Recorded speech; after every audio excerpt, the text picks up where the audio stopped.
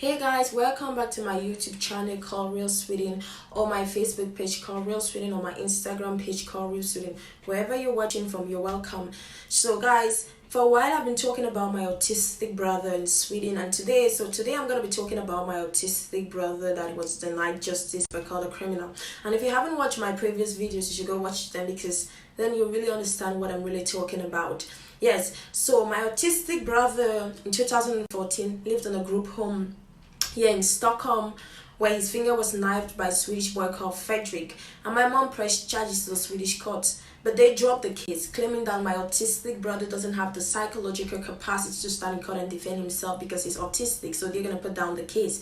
And then in 2018, he had a meltdown in a public place in Stockholm where Swedish police officers were called, and then they later pressed charges on him in the same Swedish court, and he was called a criminal. So they are claiming that he resisted them and he fought them. So on the 26th of April 2019, he was judged in the same court that said he doesn't have the psychological capacity to stand in court when his finger was knifed as a criminal, and he was sent to the notorious Swedish mental composure facility called Kasuden, and he has been there. And this is the problem where the problem is.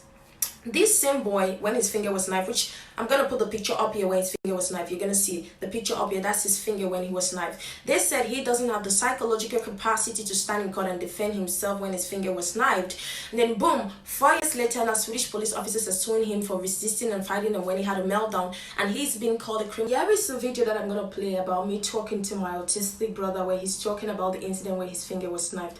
And I'm going to play the video right now. You should listen to him talk about what happened and which. Well, do you remember the incident where your finger was knifed by Fredrik in the group home? Yeah, I remember. Well, they did not take you to court for that incident, right? Yeah. Yeah. And 4 years after that, they took you to court. Remember the day they took you to court that they said you fought and resisted those police officers? Do you remember? Yeah.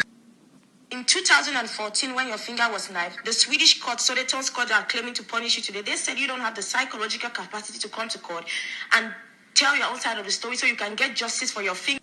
Never taken to court for your finger when you got knifed, right? Yeah, I remember. And they never paid you any damages for that, right? Yeah. And if you look at your finger, is that scar still on your finger, Emmanuel? Yeah, it's still on my finger. The scar is still on your finger that you got knifed by Fredrik, right? Yeah. What I don't really understand is, how can a black autistic boy that his finger was knifed, they said he doesn't have the psychological capacity to stand in court and defend himself, and then 4 years later now, the Swedish police officers are suing him, then he has the psychological capacity to stand in court and defend himself. Doesn't that sound ridiculous, Sweden? Because you said he cannot stand in court to get justice. If I cannot stand in court and to get justice, I cannot stand in court to be called a criminal. And that's one of the things that really baffles me the most, because I'm like, now I don't think we're punishing him based on his crime. I think we're punishing him based on white supremacy, because if a courtroom is going to call me a criminal, that courtroom should be able to give me justice when the time comes. And my brother was never given justice when his finger was knifed, but today he's been called a criminal in Sweden for fighting and resisting Swedish police officers when they know fully well that he's autistic. And when autistic people do have meltdowns, they always resist, and sometimes it can lead to them fighting. Most often, people don't really think like things like this happens here in Sweden, because Sweden has been known for having little or no racism. But I tell you something, things like this are really, really common here in Sweden. And this is the thing, first of all, the fact that he's been denied justice and then he's been called a criminal, that is really wrong at all levels. Because if you want to call me a criminal, you should be able to give me justice when the time comes or when I need that.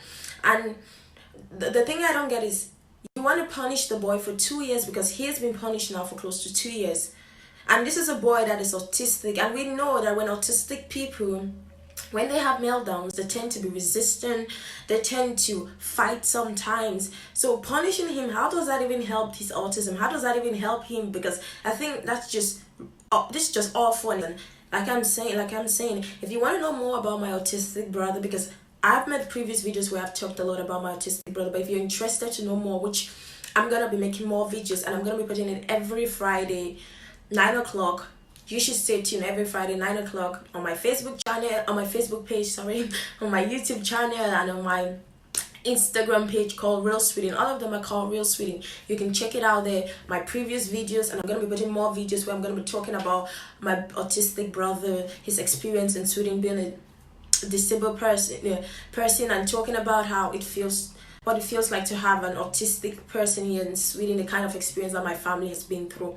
And so guys, thank you for watching. Thank you for listening. And if you really want to help him get justice, you should share this video. It's gonna mean a lot. And if you want to know more about my autistic brother and what he's been going through in Sweden and what it feels like to have being a black autistic person in Sweden, then I'm gonna be sharing more of his experience every Friday 9 o'clock on my Facebook page called Real Sweden, on my YouTube channel called Real Sweden, on my Instagram page called Real Sweden, because there's so much that you guys don't know about that is happening to him. And if you really want to know about it, you should stay tuned every Friday 9 o'clock. I'm gonna be posting his videos, and I'm gonna be talking about what he's going through and what he has gone through here in Sweden. So guys, bye, see you in my next video, and I hope you guys have a wonderful weekend and wonderful week.